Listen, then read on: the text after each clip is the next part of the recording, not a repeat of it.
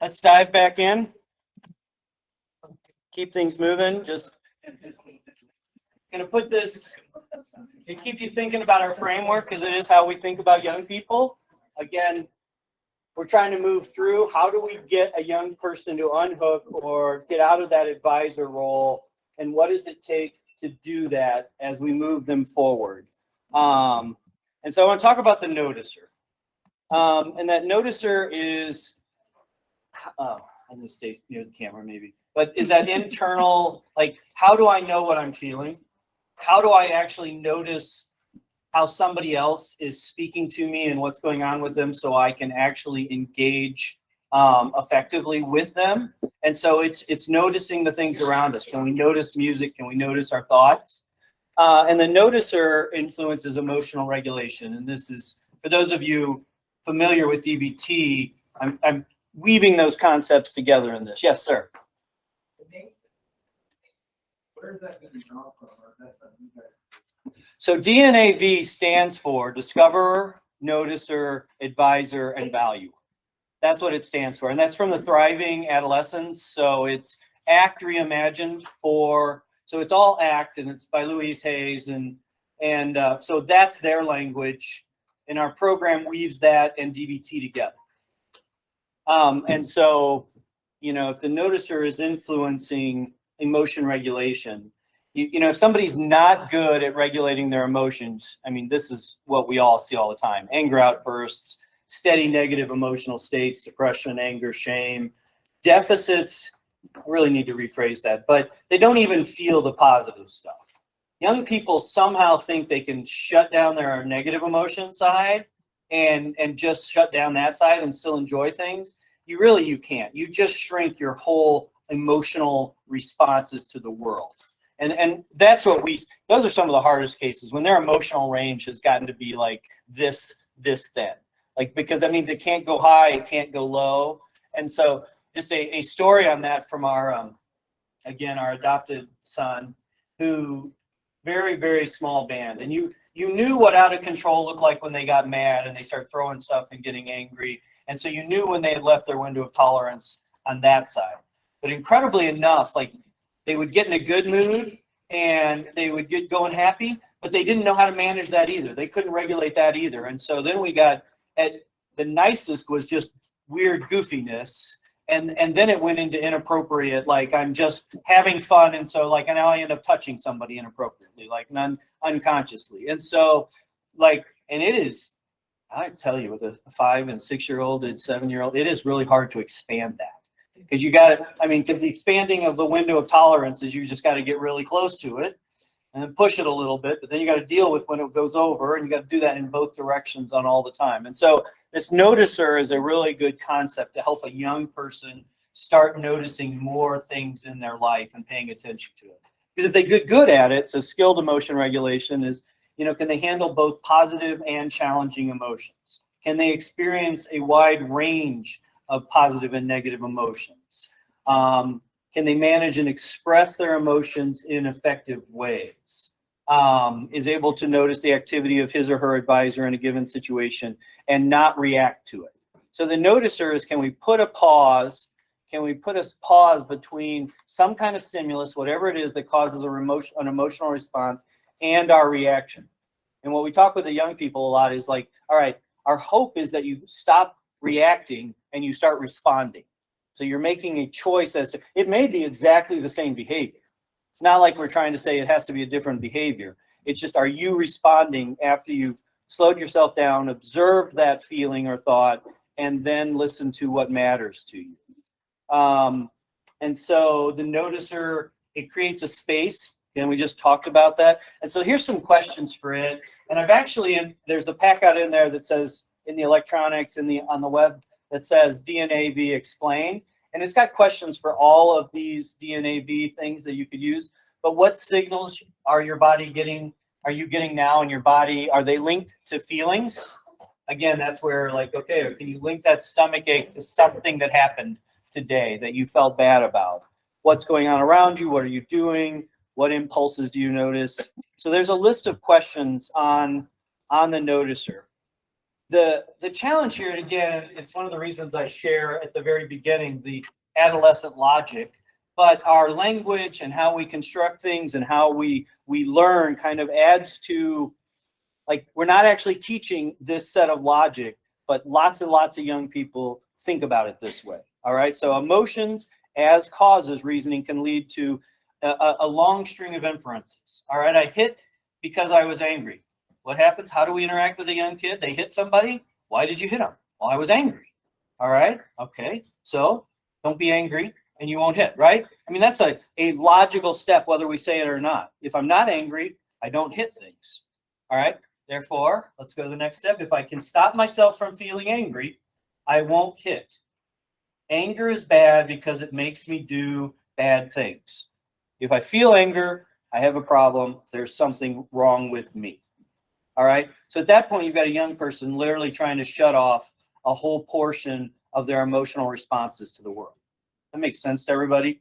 We have to kind of increase that. And rarely do we hear the message that all feelings are okay. And so that's something I try to do with my wife does a much better job of that, but that all feelings really are okay. Your behaviors, your actions, what you did to your sibling, not so much. All right, it's time for your balloon. So this is, I want to look at feel your feelings. So everybody get a balloon in their hand. Everybody needs a balloon. I'm very proud of you. If I put balloons close to young people or the group before we were going to use them, I'd have balloons bouncing all over the room. All right. We're going to do a little experiment here. I am going to read a phrase. And if you have done that or you do that in your life, what I'd like you to do is, and then hold it off so that you can keep adding for each phrase that happens to be true. Those of you at home, you can just do it with your hands if you would like. You can just be like, all right, that was true. That was true. That was true. Oh, those are all true. All right. So does that make sense for everybody? All right. So I'm going to read some phrases and you can see it up here. The first set of phrases I'm going to read is from stuffing. All right. I frequently pretend like everything is okay when it is not. Expect a little bit of honesty out there, people. I ignore my emotions. I ignore my emotions. I smile even when I'm sad, hurt, anxious, or angry. People are surprised when they find out I'm depressed or anxious. I focus on other people's problems and ignore my own. You don't, I mean, like most of you are getting paid to do that, right?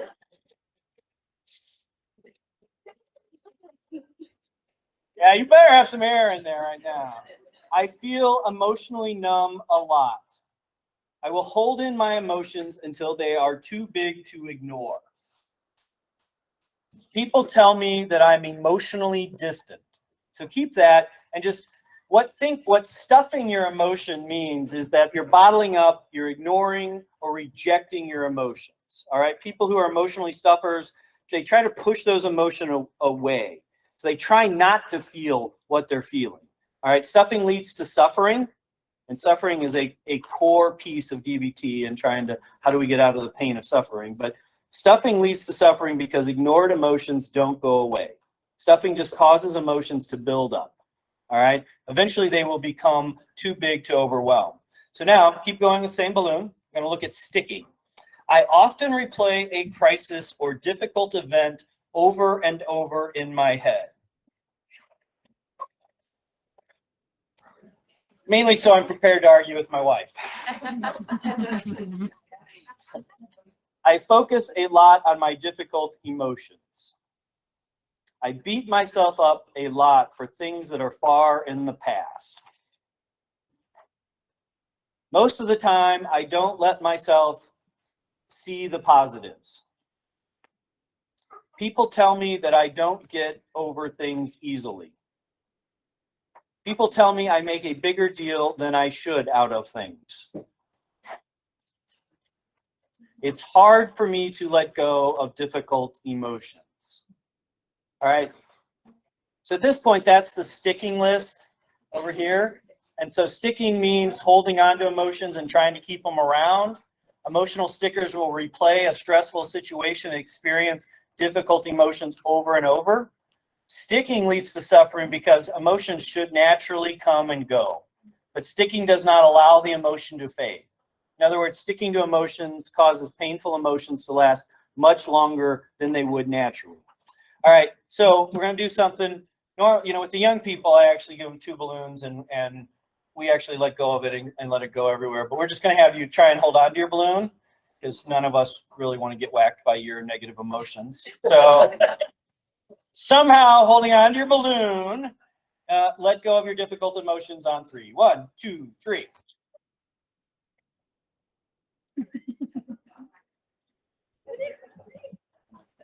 We'll say this first time I ever did this, I did this with about an audience of about 150 adults, and literally we didn't even get through the stuffing list and somebody's balloon blew up like pop.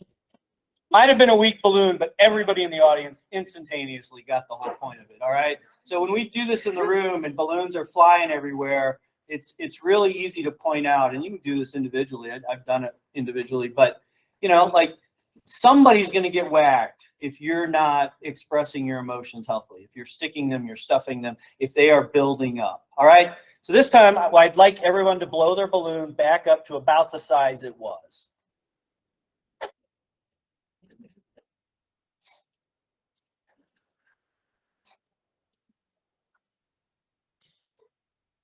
All right. So this time we want to talk about feeling your feelings. All right. So each time that one of these is true about you or has been true for you, we want you to let a little bit of air out of your balloon as you go. All right. Or yes, move your hands together like this. I notice my enjoyable and difficult feelings when they are happening. I let my feelings come and go. I notice both the positives and the negatives. Some of you should be working with 12-year-olds. I am usually able to tell people how I'm feeling. I am comfortable with my emotions. The people close to me usually know how I'm feeling. When I have a difficult emotion, I can feel it without holding on to it. Good job. Somebody's gotten almost done, got rid of their balloon, but some of us did not, and this is also a fun example for a young person. Like, I've stuck all of this stuff for so many years. It's kind of like this pit of despair and tar inside of me. But I still actually have to deal with everything that comes up during this given day that I just experienced. And I have to figure out how to let go of this. And so really, really good stuffers. And we had a young lady join our program, and honestly, if you just looked at her, she looked like the happiest thing in the world. And we hit this about week 3 of the program, and she just realized that she had been stuffing the bullying sensation she had probably for 4 or 5 years. And of course, we just told her to feel her feelings. Well, it turns out she felt them for 24 hours straight, cried, went home, and mom's like, okay, we can't do this either. This extreme is not okay either, right? And so the point of this is to share, we've got to find ways to express both the stuff we're dealing with every single day in small doses as we're experiencing it, and we have to figure out how to deal with that pit that's been in there if it's been going on for years. That makes sense to everybody? I will say this particular example goes over very well with the young people and their parents. Okay, this makes sense what's going on with my young person. So that's feel your feelings. You can get your own balloons, but I did put that in the electronic packet, so you've got the words if you want to use that ever in any given situation. Put another one. I'm going to walk you through this just because I on top of not feeling their feelings, young people don't do a good job of connecting those feelings to actual needs. We somehow don't acknowledge that we all have a set of emotional needs that actually all of us need to get met, because we don't really see that kind of comprehensive thing. There's probably other lists. I like this list of basic emotional needs of people. So the need to be understood, kind of the acceptance and belonging, the need to feel welcome, security, connection, the need to feel important, attention, self-worth, the need to feel comfort, unconditional love, the need to celebrate fun, freedom, the need to have purpose, personal identity, authenticity. And so at one point I was sharing a sheet that had these on them and having young people. I shared it with a counselor once, and she was like, you know, the aha moment these young people have is that, oh, I was feeling that because this need is not getting met often enough, whatever that is. And so that was the aha moment. And it does help them, if you can walk them through this, you can, you know, like, oh, I need to get these emotional needs met, hopefully in healthy ways, because they're trying all kinds of other things to get them met. So a couple of ways we do that is just literally list the idea or list the concept, the need to be understood. What are 3 or 4 ways that I've had that met? When did I feel understood? You know, and ways it's not been met. All right, I didn't feel understood in this situation. All right, and so we're just like getting them to clarify that. And then the next step is obviously, well, how do you get more of the ways you got the need met? But you go down the list, you can have them write it, you can talk about it. It allows for a discussion to kind of open up that, oh, I need to feel to get these emotional needs met. So that's maybe, you know, part 1 of it. Another way, and you can kind of think about your young person. I literally think there's 2 or no, there's more than that, but we use 2 or 3 ways, and it doesn't matter the order per se. But if you think about, if you had to make a list of what are 5 experiences, events, things in your life that created you who you are now, I actually give them 10. But what are 10 things that, you know, made you who you are today? Almost everybody, the young people can come up with it. It doesn't really matter whether they're, you know, 13 or if their parents are, you know, are 50. They can come up with this list and then look at that event, you know, because this could include, you know, in my own life, it would include when I started reading the X-Men comic book. All right, that met a need for me to think about a wider world than I personally lived in. All right, but it could also include getting moved from one town where everything was good into another town, right? And what needs weren't met in that situation. All right, so this allows them to start connecting actual life events to whether that need got met or not met, because change and significance in our life can be in either direction. And then you just walk through, and however you happen to share about emotions, it's connecting those emotions to emotional need. And so this is kind of the core list that DBT goes through of emotions. And, you know, anger, what's the emotional need? To be understood. All right. You kind of got to walk through that sometimes. So somebody cuts me off and I get angry. Well, I needed them to understand I was in that place, right? Or I was driving safely, or whatever that is. So it actually starts making sense when you start thinking about it that way. All right. And you figure that out, but you can go through that list of 10 things that happened in their life. And maybe it was, I was bullied in 7th grade, you know, significantly here, this and this and this. When bullying happened, I felt. All right. And then they're going to pick that word. It might be shame. It might be anger. And then what I need is, and literally it's so simple as if I said shame, I needed to feel welcome, not, you know, picked on, not bullied, whatever that case may be. Getting that need met for me now looks like, and that's where they have to come up with something. And the goal here is, can you go through this whole list? Can you go through a bunch of lists and come up with lots of ways for emotional needs to get met? Because usually young people have like one go-to way. All right, that go-to way doesn't always work. So we had a young lady, probably the most anxiety I've ever seen in the room, that was at that constant level all the time. But then they were suicidal all that time. I mean, they just stayed in that zone all the time. And but if they could go to the barn, that's what they called it, and you know, work with the horses or ride horses, it all went away. They were mindful, they were at peace, everything was good. Incredibly enough, You can't go to the barn when you've got an algebra test in front of you, right? And in this case, it was expensive and time consuming. They needed 6 or 8 different ways to get there, to have at their disposal at different times when they were doing things.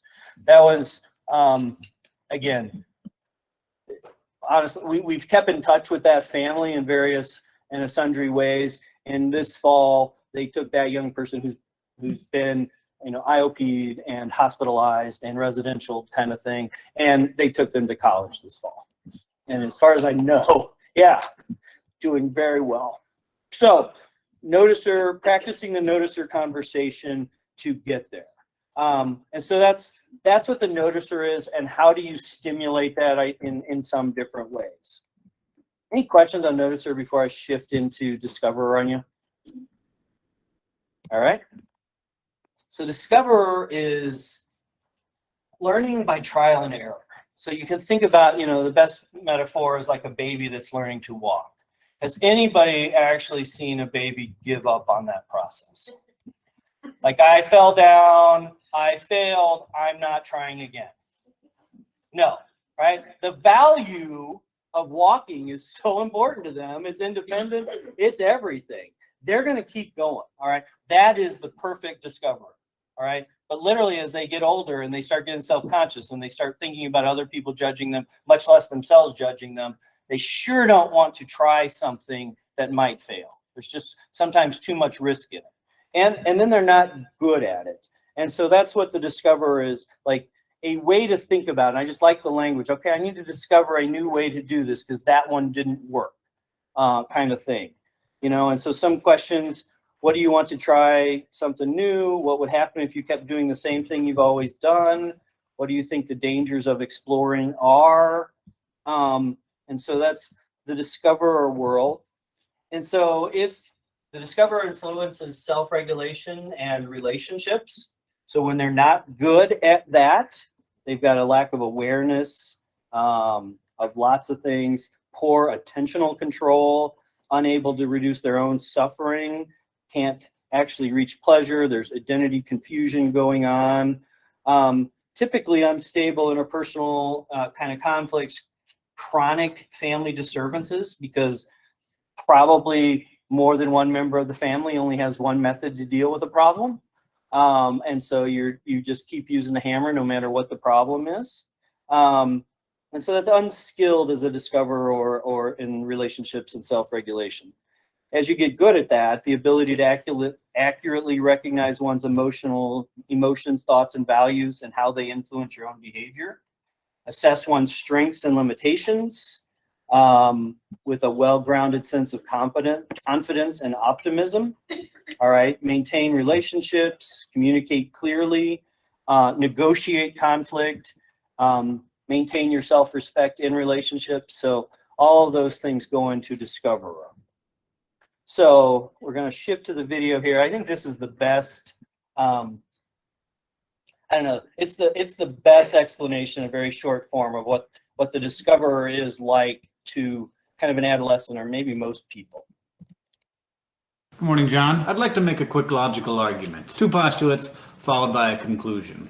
Postulate 1, creating is terrifying. Postulate 2, everyone creates. Logical conclusion then being that everyone is terrified. It's actually not creating that's terrifying. It's sharing the creation, or even the thought of sharing the creation that's terrifying. Because once your creation is in front of another person, you have lost all power. You've gone from the situation in which you have maximum amount of power over this thing that you have made to no power. You have nothing. That's not true, actually. You have all of your hopes and dreams and values and aspirations and days or weeks or months or years of work that you've poured into this thing that you're now sharing with the world, and the world has every right to despise. So yeah, terrifying, right? Now onto the second postulate. that all people are creators. And now we've sort of been set up to believe that this isn't necessarily the case, that we live in a world where Steve Jobs makes an iPod and we buy an iPod. But that's not how the world is. Even if you have no way of physically creating a thing, you create ideas and you create jokes and you create friendships. And then you have the creation that matters most to all of us. And that is the scariest and most dangerous and most intimate and most beautiful creation that everybody gets to make. And you only get to make one of them. And that's the self. This is why I totally hate it when people give the advice to just be yourself. Because, like, who is that? Because we aren't born with a self. We create ourselves. You make you. You make you out of the books that you read and the expectations of culture and the interactions with your friends and your family and a million other factors. And because the self is this terrible, intense creation, the most important creation that we all make, when someone tells you that they don't like that thing, that's terrible. Which is why talking to a stranger is always scary. Like, to me anyway. I don't know. I feel like everybody must feel like this to some extent. Because when you talk to a new person, you are making you inside of them. And you don't want to do a bad job. And that's why we all fear judgment so much. Because judgment is just someone creating you inside of their head without your permission, without full knowledge of who you are. They're making you, but they're making you improperly. It's terrifying. It's absolutely terrifying. And there are a few ways that I found to make it less terrifying. You can create the bare minimum of creation. You can not try very hard. That's good. You can be really bland. You can just create really bland things that look like everything else that everyone else has ever created. Or you can create things that you don't care about at all, or for people who you don't care about, or you can just never ever share the things that you create. And of course, all of these strategies are terrible ways to live. It's terrible to see people doing this with their creations, but the most terrible creation to see people do this with is their self. Trying to be boring, trying to look like everyone else, or worse, not trying at all. Which has led me to the belief that you know, as a creator, how worthwhile your creation is by how terrified you are. I've only ever found one solution to this, which is just to create in spite of fear, and to create constantly. To create for children and adults and your parents and your idols and your peers and your community, and to consciously be creating yourself every day. To make you the you that you feel best inside of. And create friendships, because I honestly believe that friends are the commodity by which we should all be judged. It's the only way that I've found to temper the fear of creation, just to create constantly. Because to be clear, the fear doesn't go away, you just get more comfortable in it. John, I'll see you on Tuesday. Not that I'm an overly traditional clinician anyway, but I would actually show that to a young person. It stimulates great conversation. It's much like a tool like the value or cards or something else that puts a little bit of detachment, puts some information in their head that we can then discuss either very personally if they so choose, or in a little bit more abstract to help them think about it, process it on their own.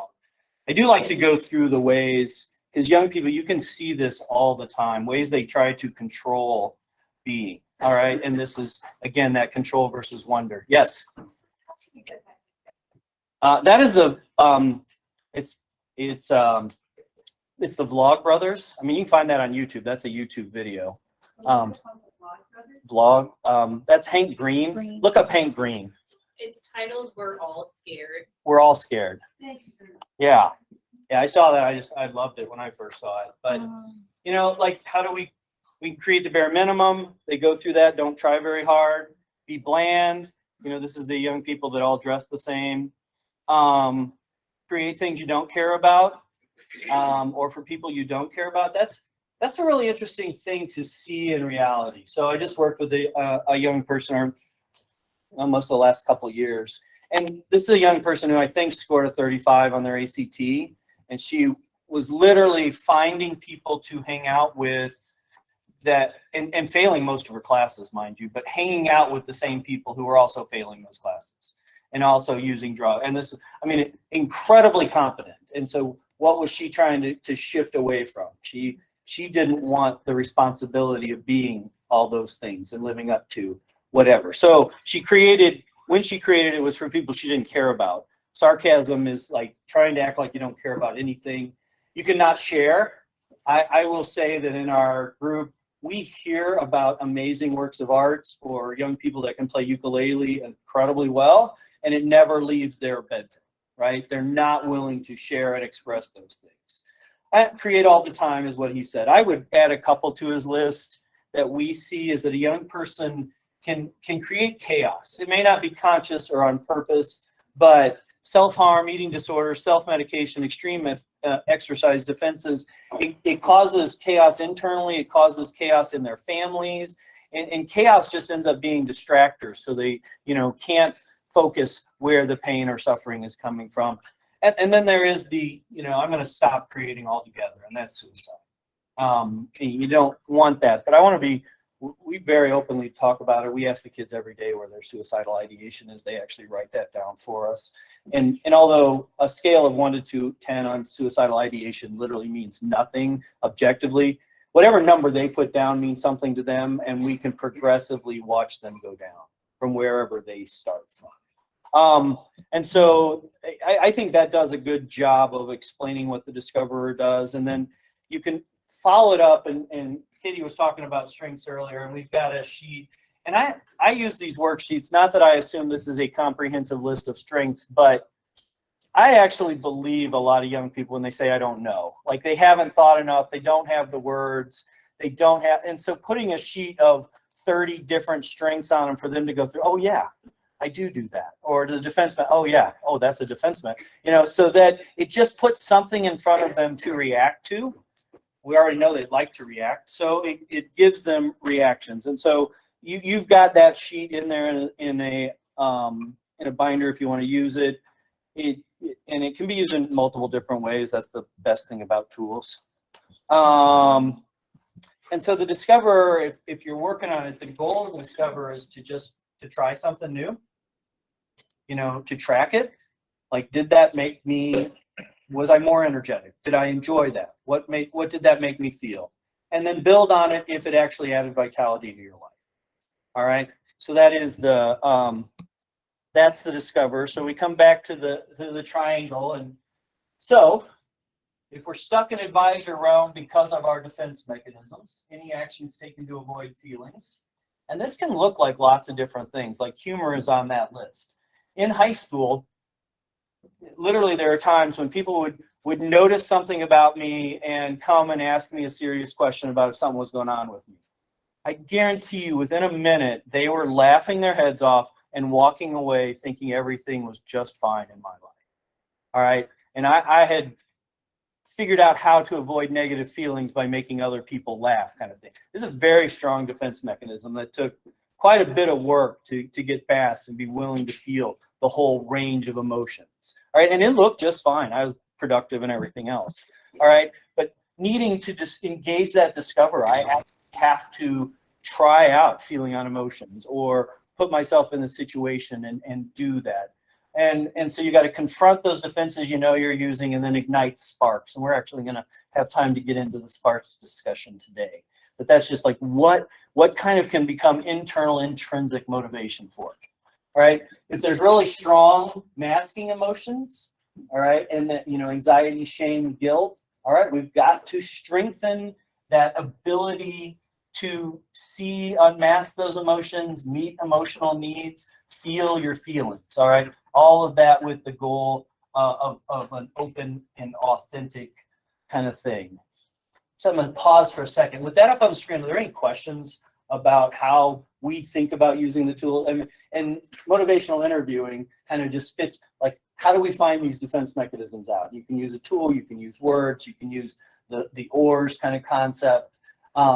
There's different ways you can weave that in, and especially like, okay, strengthening their values, open it, what would make you feel better, feel these kind of things. So any questions at this point? Got one online? Yes. Are there any good videos to explain the DNA to clients, kind of like Russ Harris videos? There aren't any as good as Russ Harris videos. There are some. You can, it's not been their strong suit. Their documents and their books are really, really strong. Their visuals are not as well, but you can find some in there. We've started creating these stories about Margot we're going to start creating some of our own DNAV. So maybe next year at this time, I got a better answer for you. But there are, like Louise Hayes, they have created some. You can find them online, and you can decide whether that's what you want to show a young person or not. I was once in a church. I was very young. I was the youth minister, and they wanted me to evaluate this curriculum they were looking at, and I wasn't mature enough to put it into like bureaucratic words. I was just like, this is goofy. And they're like, what does goofy mean? I don't know. But I'm just telling you guys, pay me to understand your kids, and this is goofy. And so that's kind of what I put on some of those videos that I see.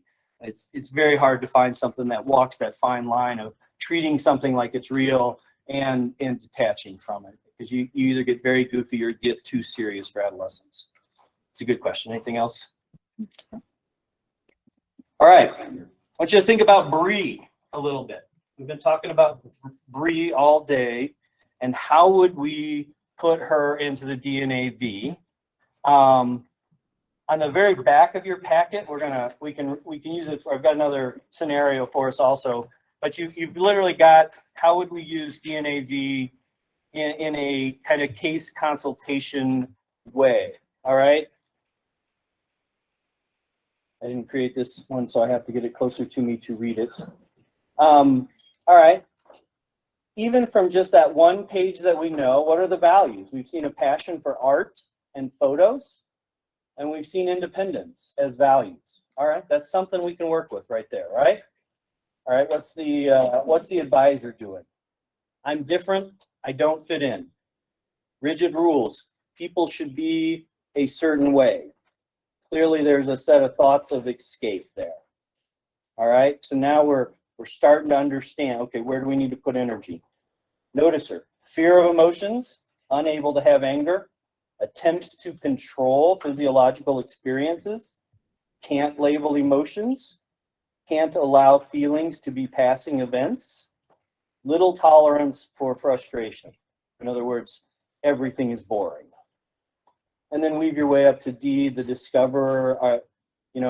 Passion for art isn't linked to behavior, i.e., I'm not producing anything with this, school is stupid, or for example, repetitive unworkable behavior that dampens discovery, maladaptive sensation seeking through alcohol.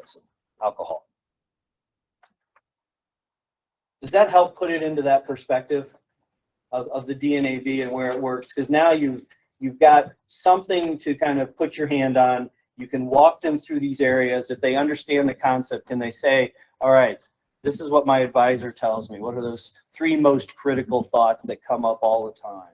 How do I unhook from that? Well, maybe I need to notice when I am having a good experience, because Bree is for sure starting to shut down any chances of positive experiences, especially with mother, those kind of things.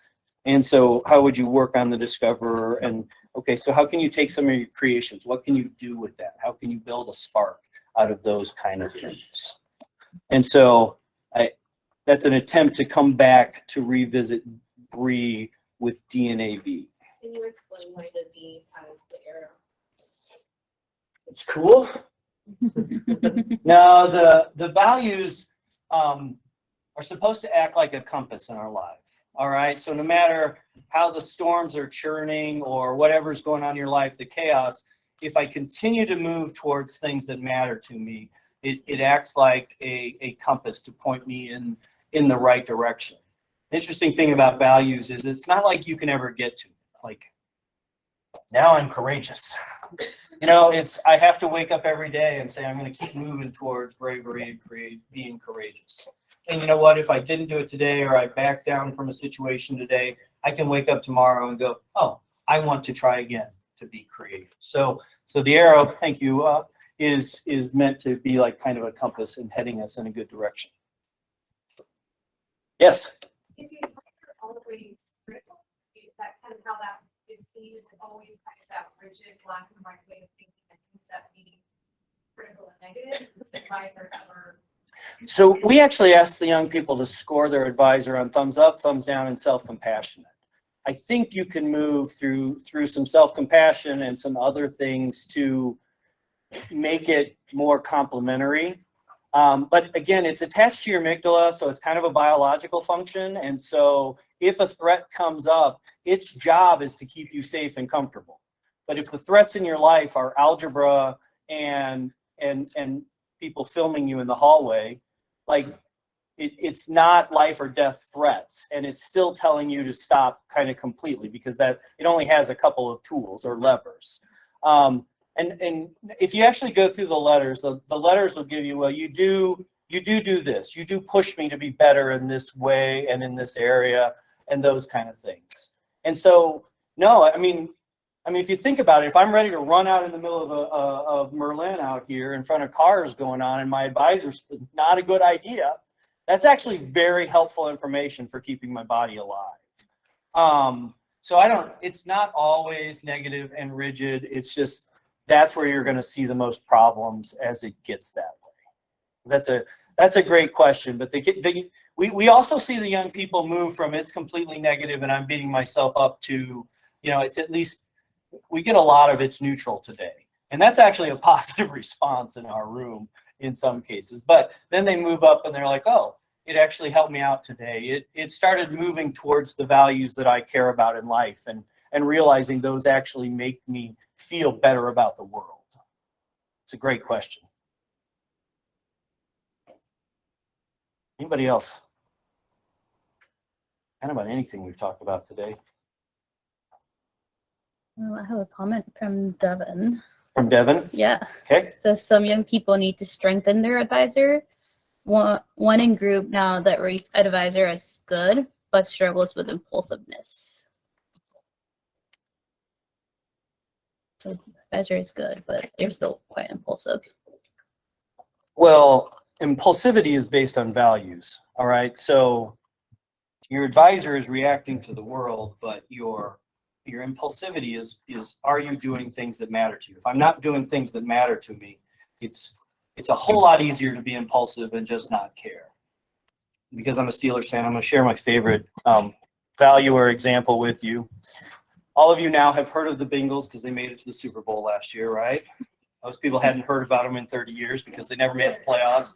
Didn't do anything. A couple years back, they literally had a playoff game won against the Steelers with like 25 seconds left. They had the ball. We were like on our 20 or something like that, right? Threw a pass. We're going out there to try and do something. Threw a pass. Guy catches it, and there is a flagrant foul. All right, so they get that penalty, but it makes them so mad. Like, not only did they get that, and it was a hit after the fact. Like, the guy was already out of bounds. It was done. So it was an emotional, reactive hit. But they got so mad that got called. A bunch of people ran onto the field, and another guy got called for a personal foul on their team. Well, those can be added together. So literally, the Steelers got 30 free yards without using a second of clock, went down, kicked a field goal, and knocked them out of the playoffs.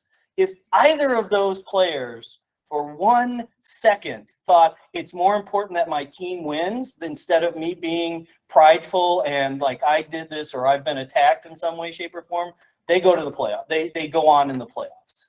That's when your values have gotten out of whack and you're doing impulsive behaviors. It's not necessarily your advisor so much, except the advisor is throwing in these thoughts that they're threatening me because they didn't respect whatever kind of thing.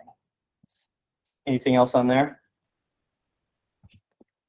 All right, I've got two directions we could go right now, and I might be able to get both of them in. We've got another pretty solid case study about a young man named Matt, who again is probably closer to dissociation and some other more challenging things. And we could walk through DNAV with him and do some diagnostic, using that as a diagnostic tool. Or I could jump into Sparks and spend the next 30, 40 minutes talking about Sparks and that language. Anybody have a preference, or you want me to try to do both, or? You want to do the case study? Great. I will come back to this in that we're teaching, and you can do this pretty easily, is teaching a batch of breathe skills. These are coping skills. These are grounding skills. And you can And you can help them figure out, because a process is also from the grit language of how do really productive people move forward. Also, you have a process to get through. And so if you have 10 different options for breathing, you pick the ones that work for you. All right, slowing down, observing those thoughts and feelings. So here is where we're trying to engage both our advisor, what are our thoughts that are popping up, and our noticer, what are the feelings? I'm uncomfortable in this situation. Is that uncomfortable that I'm actually unsafe? Or is that uncomfortable that it's just awkward and I don't want to be in this relationship? Or, you know, or this situation kind of thing. At that point, you listen and say, oh, you know what? I actually would like to have some friends. And to have some friends, I actually have to stay in this interaction to see it, you know, and discover whether it will actually get better. And interestingly enough, in each of those areas, there's multiple tools. Because even if you don't think you have a value, you could do a pros and cons on a situation or a choice you're going to make. And like by the time you're done with it, you will know what your internal value is in that situation and listen to that. And then decide on action. And there's a different set of tools, you know, both relational from DBT and others that help you decide on an action and then actually act upon it. And so we spend a lot of energy. If you come look at one of the binders that we use in group, it's actually structured in this so that young people can go, oh, I need to learn how to slow down more. So I'm going to go through more of those breathe skills. All right. I am struggling. I don't really understand my values. So let's go back to the L section and find all the ways I could listen to my values. Oh, I know I need to do self-care. How do I act? You know, oh, maybe just act. It's one of the skills in the side. You know, we actually, that skill, which sounds super simple for DBT, is called just act. And it's literally just acting. It's just doing something. They weren't doing any self-care and they were sliding down. And one day they set their goal to just act on washing their face before they went to bed. That was the turning point in them becoming healthier. Like they just acted a little bit and that allowed the thing to move. And so that's bold.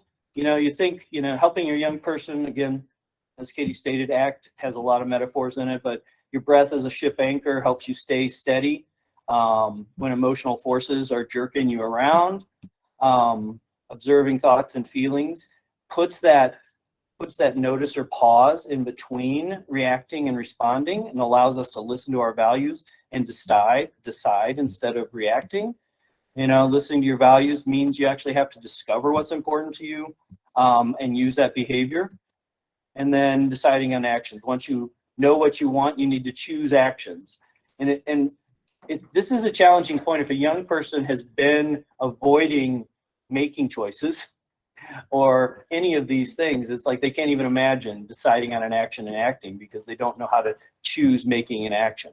And we talk about, I actually tell this to all the families that come through, is like, we can't turn off anxiety or depression. I can't get rid of these. It doesn't really matter how good the medication is or how much you use the skills. It's part of who you are.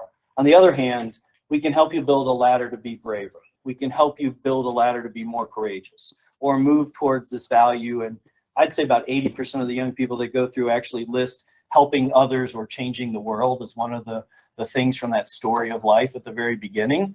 You know, I mean, so they have this desire. They've built that castle so high, they don't know how to work the steps up to that castle. This is what we do. We weren't sure about timing, so we kind of put an end right in the middle. Oh, where did I put that? Hold on. It's at the very end, right? And then some people on chat do want to talk about sparks. I suspect we will get to it. All right. I'm going to read you. You can, well, you may not be able to read that. So I'm going to read to you a case study about Matt. Many parents have a romantic story about how they met. Matt's parents didn't. His father worked in a psychiatric hospital and his mother was a 16-year-old patient. They conceived Matt 3 months after meeting. Yeah. His mother's family was wealthy and influential in the government. And when they learned about the pregnancy, they gave his father a choice. He could marry Matt's mom or he could go to jail. He chose marriage. A year later, Matt's mother left and his father got stuck with the boy. He hated his situation and even hated Matt a little because Matt reminded him of his of the disastrous marriage. Matt's father felt that he'd only made one small mistake, but now would have this burden, Matt, for the next 18 years. Matt's father soon remarried, this time to a woman with 2 children of her own. Together they had a 3rd child. Matt's stepmom was preoccupied with her own children and treated Matt indifferently. The best year of Matt's childhood was 2nd grade when his family lived on a farm. Matt's parents were so busy with farm work that they had little time for Matt, which suited him just fine. He became immersed in his physical surroundings. He ate green apples straight from the tree, explored deep into the woods, and watched water bugs skim across the stream. It was one of the few times in his childhood when he lived outside of his own head. After a year of the farm, business failed, and Matt's family was forced to move to the city. Money was tight, and parents fought all the time. His father was aggressive and moody and often yelled at the kids, especially Matt, whom he regularly intimidated, belittled, and sometimes hit. Now, Matt is 15. He is failing in several classes. He sits by himself at lunch hour. His father has spent years berating him, shouting things like, "What's wrong with you? Why can't you do anything right? Give me an answer. Say something. Don't just sit there looking stupid." Matt flees into his own imagination. He gets his catcher's mitt and baseball and goes into the backyard, where he throws the ball against the side of the garage again and again, pretending to pitch in front of a cheering crowd at Cleveland Stadium. Alrighty, you can see his advisor is horrible if his go-to team is Cleveland. Sorry, we lost Cleveland last night. They're still fresh. His fantasies are always the same. He starts as the underdog, too young and too small to succeed as a pitcher. He's facing a great team like the New York Yankees. After about an hour of pitching against the garage, he imagines that the Yankees are on the verge of winning and the bases are loaded. Then he stretches his arm way back and throws. The last batter strikes out and the crowd goes wild, cheering, "Matt, Matt, Matt, Matt," as he walks off the field. He's led the Cleveland Indians to be the championship and is the most loved person in Cleveland. The next day at school, he's teased for his shoes because they're old and dirty. The kids say, "Hey, you need to soak those in Clorox. Your name's Clorox from now on." He plays cool and laughs along with the joke. Soon everybody at school is calling him Clorox. When the final bell rings, he runs the whole mile home. So at your tables, you've got this DNAV. So you've got the social. What are the social environmental factors that have added into, and for those of you, it's in the packet on the last page. So what are the things that are in that social realm? And as a table, discuss both what are the factors that you would put there, but then, okay, what could happen to influence those? At the bottom, you've got self. You know, what does he think about himself? Go through, can you figure out some values that are there or not there? What is his advisor doing to him? What's the repercussions? How is his noticer interacting with the world? And is he practicing to be a discoverer? So I'm gonna give her that, think through it on your own, talk through it about it if you're, want to talk with your table. But I'm gonna give you 5 minutes to work on that, and then we'll discuss kind of framing Matt in the DNAV language. Go.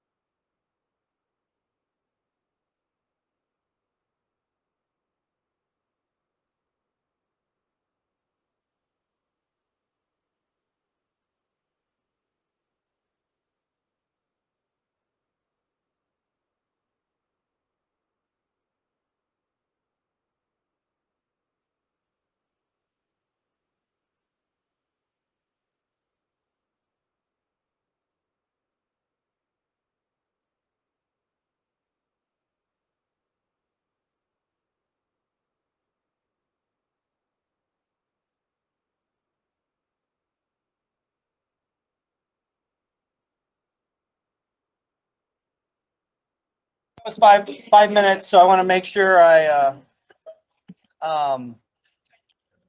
see what we got out there. So DNAV as a tool is both how can I understand what's going on, but then what areas can I either use to help him grow if you can find some values. I mean, obviously he would like to have some interactions with other people and have some acknowledgement of his skills. But so what is the context that you need to work on? And so it kind of gives you both of those things. Did we get anybody figure out some values that Matt might have? Being appreciated. Nature. Connected to nature. A little bit in his past, but yes, that was important, right? Feeling confident? Confident. Oh, feeling competent. Yeah, because he's imagining himself competent all the time, right? Yeah. Kari? I was just saying success, like he loved to think he was the one that led the Cleveland Indians to the championships or something. I think those two kind of fit together. So he would like to feel more confident. Yeah. Survival and maintaining the belief that people, the good guys can still win, the Cleveland Indians can. Yeah. Yeah. Yeah. I think there's still I think there's still a good deal of hope in this young person. What do we think's going on with his advisor? His advisor, what do you think his advisor is doing with him?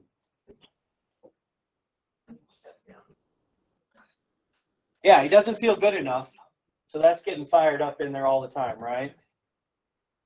And you said shut down, I think, right? Escaping fantasy, yes. Right.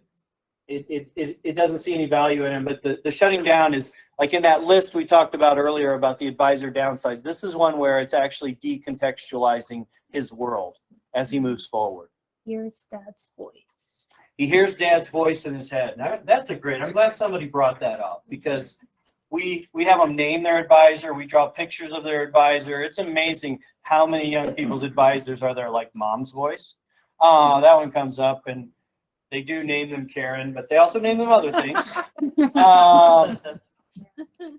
But that's also a way to help them diffuse from it. But they do clearly have, when they're voiced like this, they're going to have their dad's voice in their head.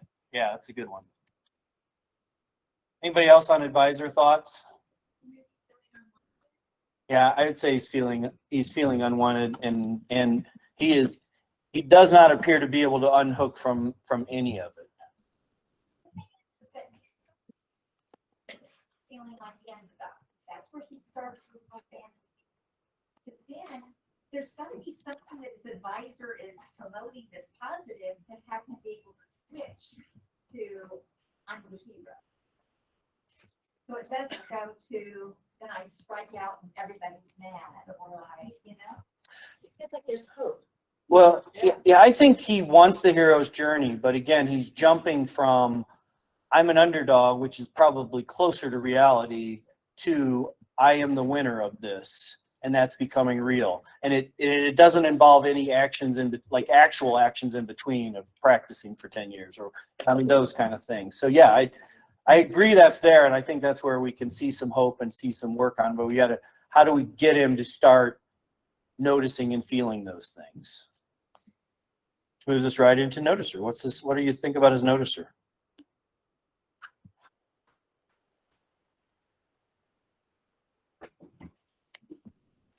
I would argue that he's trying to shut it down.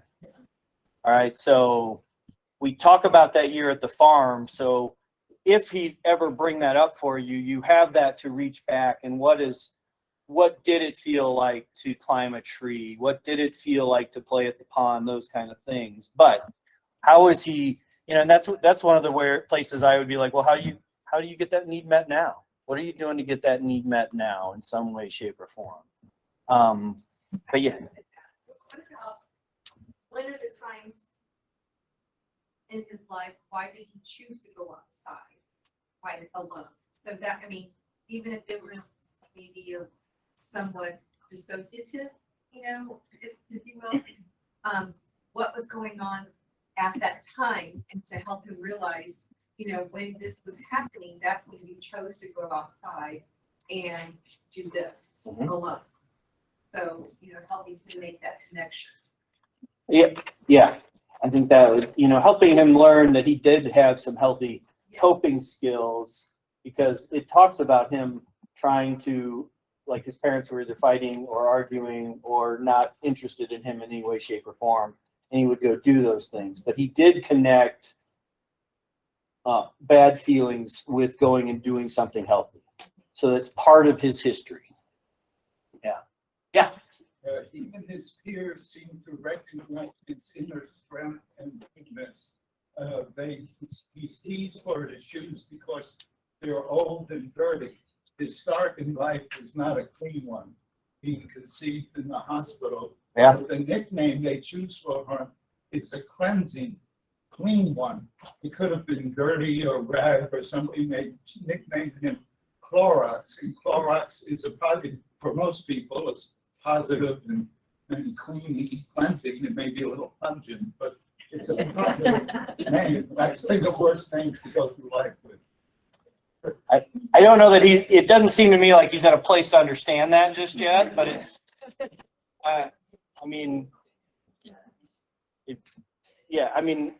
at those young age, my last name is Bohn. You can just imagine the nicknames I got. So some of them did actually shift from negative into respect kind of things, but there were a lot of steps in between. So what's his discoverer like now? I'm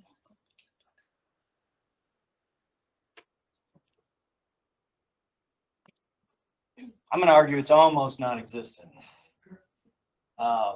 He's running away from any interactions with friends. He is living his life in his head. He's trying to survive. Katie, how would we use oars?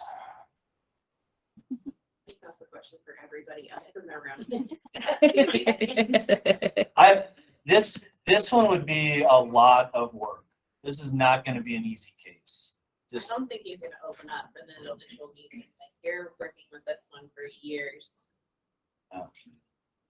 This is when somebody was sharing earlier, they love group anything, almost even just training in actual people thing. But I think this is one where you would have to help him find a niche or something where he could fit in and at least try some experiences, whether that's a D&D therapy group or, something else that he's actually experiencing, engaging with life, if it can be safety netted enough not to become a negative experience. Let's see how well we did. This is directly from the book and the authors. All right, values. Loves writing and imagining. Aspires to be a writer. Guided by unworkable beliefs, escapes into fantasies. Thoughts, I'm hopeless, helpless, and weak. Relies on past learning, especially exposure to his father's rules and criticisms. His noticer can't label ongoing feelings or thoughts. Has low body awareness, reacts rather than pauses, is fearful and escapes to the advisor for answers. And that's in opposition from escaping to your discoverer, all right? So it's not working for me. I'm noticing it's not working. I can go to my advisor and just try to understand in my head, or I could try something different. Discoverer, low skill level, fails to try new behaviors, doesn't work with strengths or doesn't build values. No evidence he tests workability of behavior that would promote values and build strengths. Very few new behaviors. So at least there you have a list of things you could work with a young person, kind of using DNAV and some tools to go through it with. Any questions on that?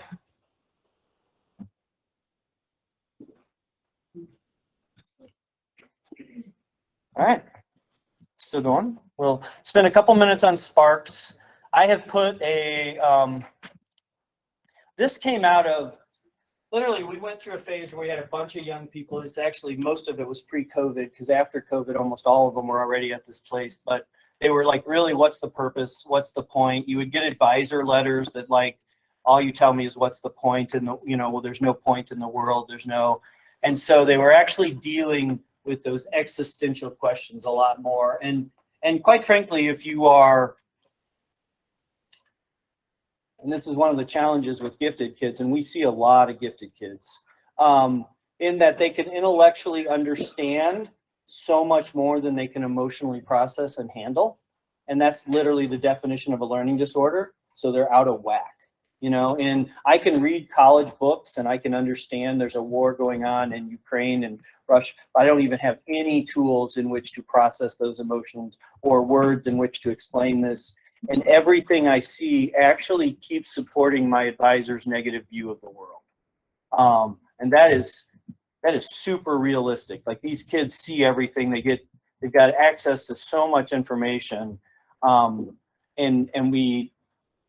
And I say we in the true we sense, as I have an 11-year-old, didn't actually do a great job of how to navigate what they had access to. And so they know more about the world and how institutions don't work well than we ever did at their ages. All right. And so with that, you ended up seeing a lot of hopelessness, and just a lot of, I just have nothing to live for. Even kids that had a good set of skills, the future just looked overwhelming to them. And it's like, why bother going in that direction? And so there was a good deal of hopelessness, and I went searching for materials. And Sparks is a term from Minnesota. It's Peter. They had the 40 Assets Search Institute. Anybody's heard of the Search Institute out of Minnesota? They really have spent their whole career as an organization looking for assets, both at the individual and the family and the community level, that help support young people. And so Sparks was a concept that Peter, I'm just going to go with Peter, came up with to think about it. And so to refresh, I shared this with you earlier, that these are the 5 reasons that Children's Mercy social workers shared that they thought people were getting closer and closer to that suicidal, or more suicidal ideation, and stuck in this path of life not being worth it. So existentialism, ends up coming down to the search for understanding, meaning, and purpose in life. All right. In adolescence, we think about our reflecting statements, or, darn, right? So darn can go the other way, in that, why bother? Why am I even alive? Sounds like they're giving up. They're becoming nihilistic, to use that language. All right. So Kierkegaard and Camus, very, historically famous philosophers, essentially said there's 3 responses to the purpose question in life. 1, suicide. Complete control, ends, questions, ends, pain. All right. I will tell you, almost any teenager who puts any effort into philosophy whatsoever can get to that. They think about the world, like that philosophical path is super easy to get to, that suicide is an option out of all of this. All right. They don't spend the energy to actually dig into these philosophers that they read, some small paragraph on, and realize that the real philosophers found the answer of suicide to be illogical. So, when they put the effort in and they thought about it, that wasn't a good answer for all of their thinking, kind of thing. The second choice that they found in the world is defiance. So actively fighting for control against external authority, institutions, conventionalism. And I would so much rather deal with a young person that's got all that energy that comes from defiance and try and channel it into something, instead of that young man, and we see this a lot with young men, who's just like given up on trying anything. All right, they have no energy. They're not generating anything on their own. It's almost impossible to get them to move in a direction to even get positive experiences. So defiance is just, I'm just going to, rage against the machine kind of thing. And then the third answer that they came up with was faith or wonder. All right, and that essentially comes down to, I have less control because I believe something hoped for. All right, it can be themselves. Hedonism is better than suicide, probably, I believe in myself. They can believe in ethics. In other words, you can get to a logical conclusion that other people matter, that they are important, and therefore I should treat them better. This is also an acceptance of institutions. All right, so that structure in the world is actually something I can believe in, and that has just been destroyed in the last 50 to 100 years. You know, schools are not seen as the positive experience they were 100 years ago.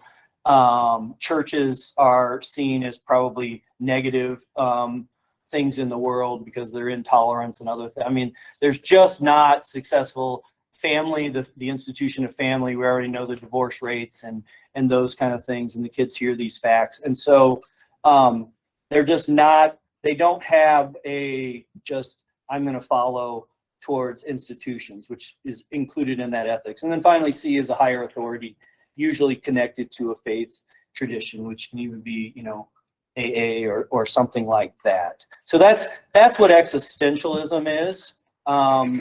Again, we put that right in that advisor realm, and obviously it could cue any of the other things, because one of the interesting facts is if our bodies are actually supposed to go into strong emotions and then come down from it.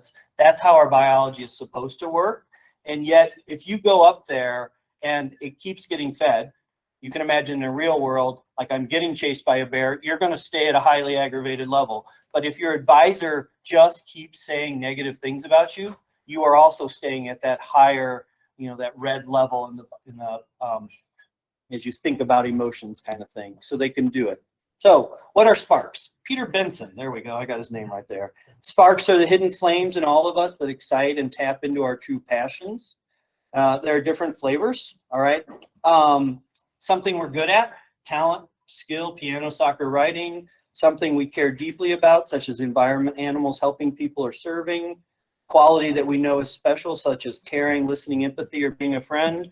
And then finally, a feeling of surprise mingled with admiration, such as space or the Grand Canyon.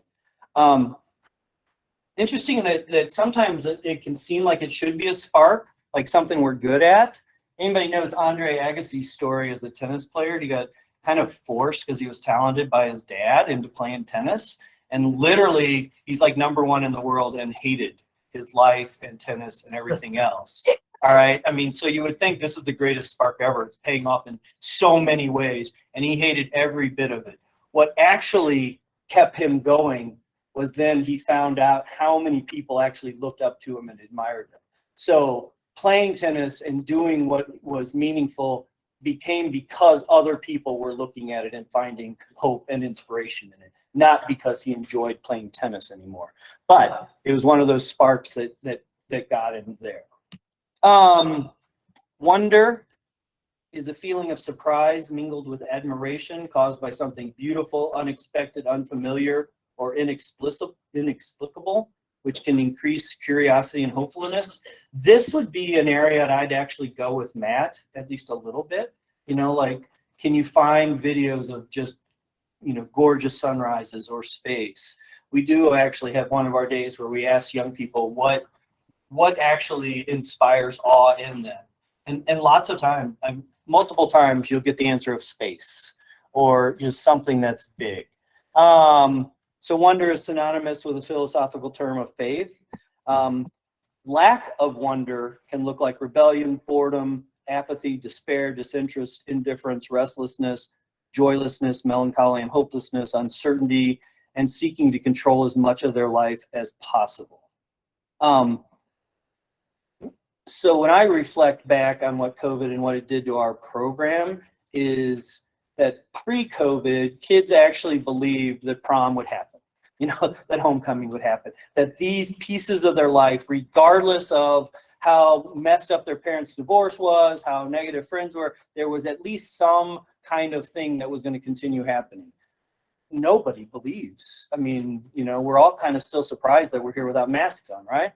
I mean, you know, like, there is just no reason to believe. And so they got to a point where not only were they not forced to interact with other adults or in any way, shape, or form, but they just didn't believe that it mattered, because it didn't. Clearly this, you know, COVID thing that they didn't really understand shut everything else down and was the most important thing in the world.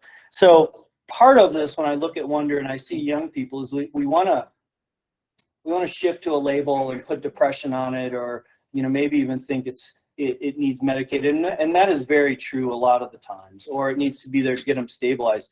But there's also this piece of indifference and melancholiness and hopelessness that can come just from being in the life. I've just talked about development as progression of change. I think you guys know what development is. Oh, what'd that page do? Ah, yes.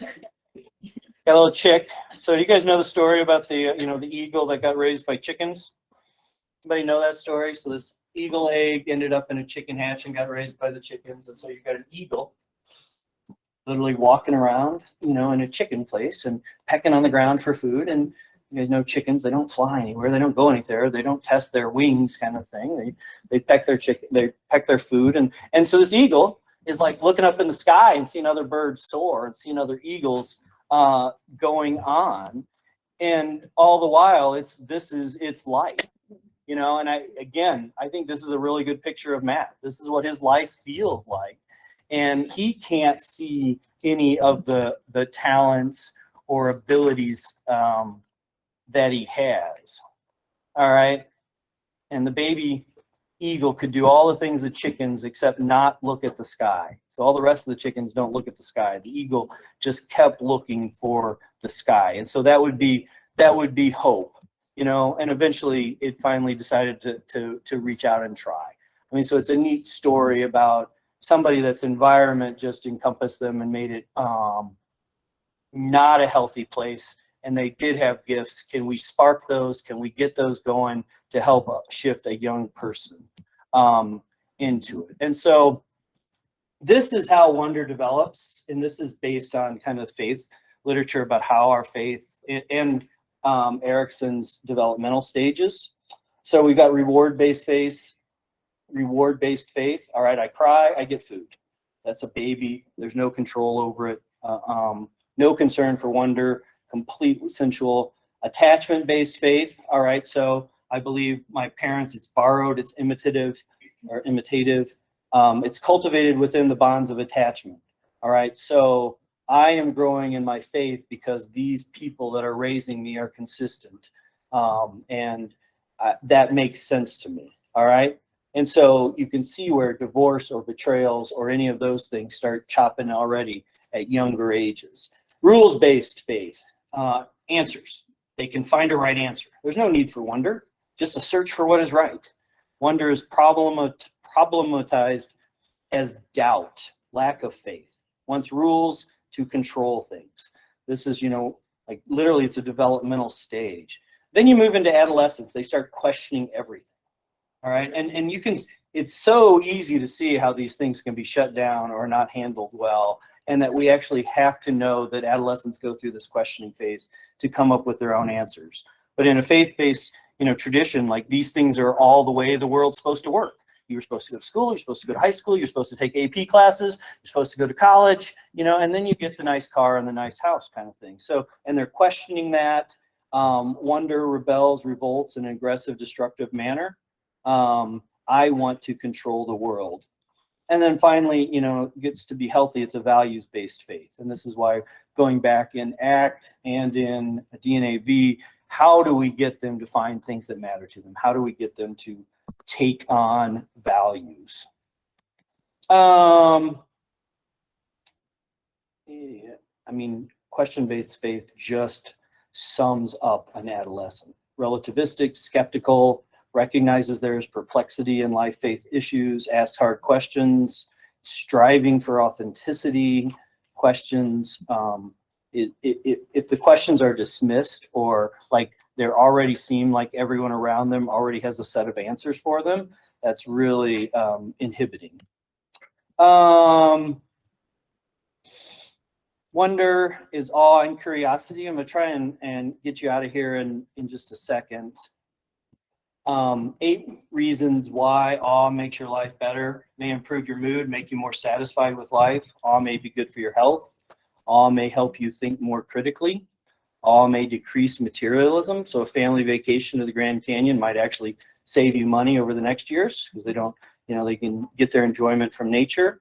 Awe makes you feel smaller and more humble. Awe can make you feel like you have more time. Awe can make you feel more generous and cooperative. Awe can make you feel more connected to other people. I think at some point, especially when they're in that rules-based thing, you actually have to expand their perspective. So we're like dragging my 11-year-old daughter, who's gotten a little bit entitled because we're well off in Johnson County kind of life, you know, and know like she's not a bad person or anything, but like we're going to expand that. We're going to take her on a mission trip to Dominican Republic and let her see what barrios and you know what real poverty and survival looks like, because our young people don't really know that. 4 things that you can do if you think you need to do this with a young person. Write about a personal experience of awe. Take an awe walk. Watch awe-inducing videos, National Geographic or biographies, movies like Rudy or Titans, or you can find those kind of things. Read awe-inspiring biographies, stories, that kind of thing.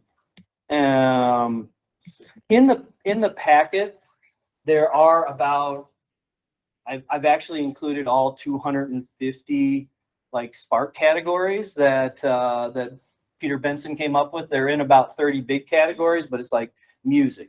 All right, what areas of music?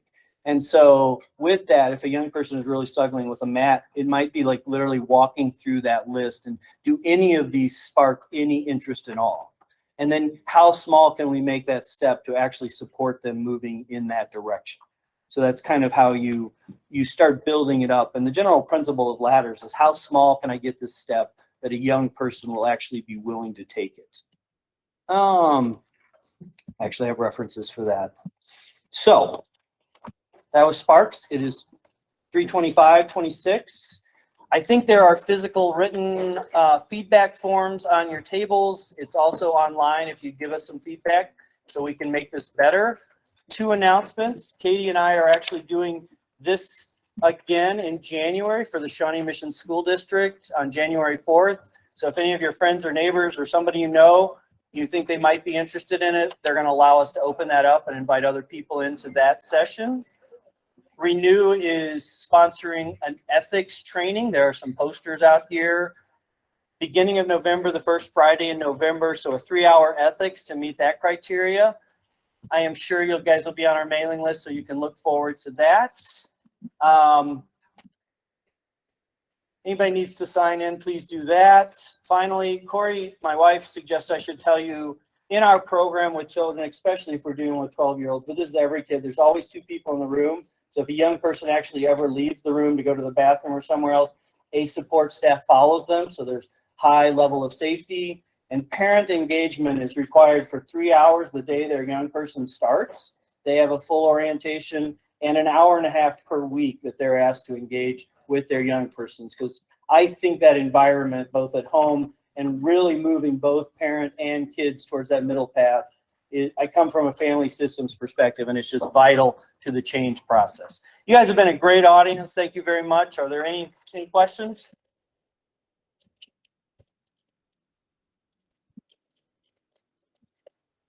Any final words? Katie's awesome. If you ever need to get a hold of us, call her.